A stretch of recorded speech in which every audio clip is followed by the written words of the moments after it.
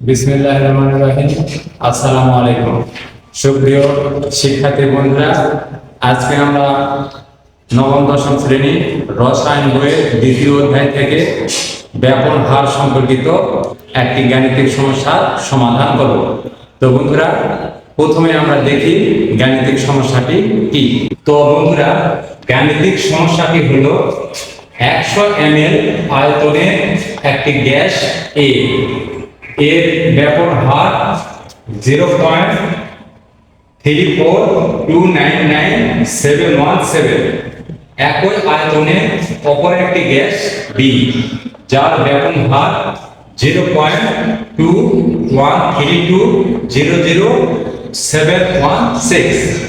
এই গ্যাসটির আণবিক ভর 17 হলে বি গ্যাসটির আণবিক ভর কত হবে? তো বন্ধুরা, এই গাণিতিক সমস্যাটি সমাধান করতে প্রথমে এই গাণিতিক সমস্যাটি আমাদের ভালো করে বুঝতে হবে। তো এখানে 100 ml আয়তনের দুটি গ্যাস, সেই গ্যাস দুটি হচ্ছে এ এবং বি। এ এবং বি গ্যাসের ব্যাপন হার আমাদের অঙ্কে দেওয়া আছে, আর এ গ্যাসের আণবিক ভর দেওয়া আছে, আমাদের বি গ্যাসের আণবিক ভর বের করতে হবে।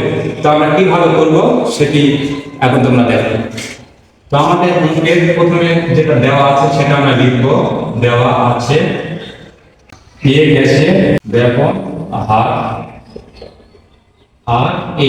আমরা জানি ব্যাপন হারকে আর দ্বারা প্রকাশ করা হবে, যেহেতু এ গ্যাসের কথা বলছে তাই এখানে আমরা আর এ লিখলাম।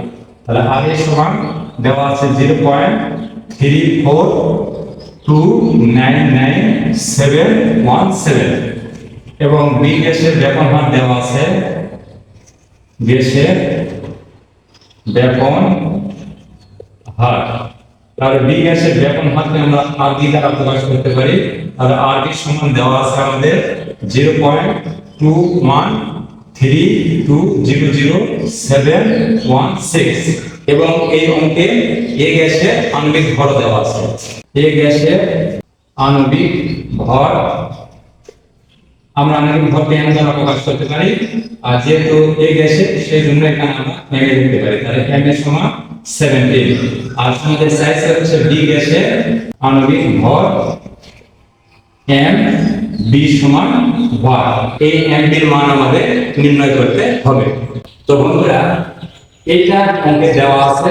এখন এখানে ব্যাপন হার এবং আণবিক ভর এই দুটির মধ্যে একটি সম্পর্ক রয়েছে, সেই সম্পর্কের সাহায্যে আমরা এই ব্যাপন হারটি নির্ণয় করব। তো ব্যাপন হার আর আণবিক ভরের মধ্যে সম্পর্ক হচ্ছে ব্যাপন হার আণবিক ভরের বর্গমূলের ব্যস্তানুপাতিক হয়। তো এখানে দুইটি গ্যাসের ক্ষেত্রে তাও আমরা লিখতে পারি কি, সেটা একটু লক্ষ্য করি। তাহলে প্রথমে এ গ্যাসের ব্যাপন হার আর এ সমান সমান আমরা লিখতে পারি 1/√m। এটা আমরা এক নম্বর সমীকরণ দিয়ে দিব। আর বি গ্যাসের ব্যাপন হার আর বি সমান আমরা লিখতে পারি 1/√m বি। এখানে হবে, অর্থাৎ এ গ্যাসের ব্যাপন হার আর এ সমান 1/√m a, এটা এক নম্বর সমীকরণ। আর বি গ্যাসের ব্যাপন হার আর বি সমান 1/√m b, এটা হচ্ছে আমরা 2 নম্বর সমীকরণ দিতে পারি। তো এখানে 1 নম্বর সমীকরণকে 2 নম্বর সমীকরণ দ্বারা যদি আমরা ভাগ করি তাহলে লিখতে পারি এরকম, আর এ বাই আর বি সমান √m b by m a। এই পাশে রুট যদি আমরা তুলে দিতে চাই তাহলে এই পাশে আমাদের বর্গ করতে হবে, বা আর এ বাই আর দুই উপরে স্কয়ার সমান M B by M A. তো বন্ধুরা, এই পুরো রাশিগুলিকে আমরা এপার ওপার করব। তো সেই জন্য এই পাশে রাশিটাকে এই পাশে আনবো, এই পাশে রাশিটাকে ওই পাশে নিয়ে যাবো। তাহলে সেক্ষেত্রে M B by M A সমান R A by R B উপরে স্কয়ার, বা এখানে আমরা এম বি এর মান বের করব, অর্থাৎ বি গ্যাসের আণবিক ভর, তাই এখানে এম বি আমরা এই পাশে রেখে দেব। তাহলে এম বি সমান R A by R B square into M এ।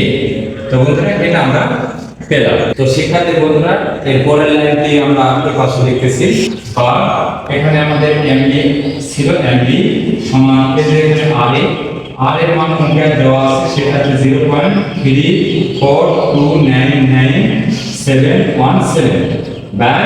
আর এখানে আরবি আছে, আরবির মান অঙ্কে দেওয়া আছে, সেটা হচ্ছে 0.2132000716। এর উপরে আমরা দেব স্কয়ার গুণন আমাদের এখানে এম এর মান আমাদের মধ্যে দেওয়া আছে, সেটা হচ্ছে 17। তো বন্ধুরা এই রাশিটি আমরা ক্যালকুলেশন করে পেলাম 44, অর্থাৎ এই গাণিতিক সমস্যাটির অ্যানসার হচ্ছে 44। আর এখানে এম বি গ্যাস ছিল, বি গ্যাসের আণবিক ভর, অর্থাৎ বি গ্যাসের আণবিক ভর এম বি এর মান পেলাম আমরা 44। তো এই 44 হচ্ছে আমাদের এই গাণিতিক সমস্যার অ্যানসার। তো বন্ধুরা এই গ্যাসের আণবিক ভর ছিল 17, আর 17 আণবিক ভর বিশিষ্ট গ্যাসটি হলো অ্যামোনিয়া।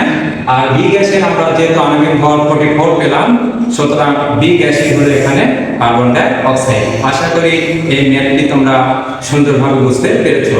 তো বন্ধুরা আজকে এই পর্যন্তই, দেখা হবে পরবর্তী কোনো ক্লাসে নতুন কোনো বিষয় নিয়ে।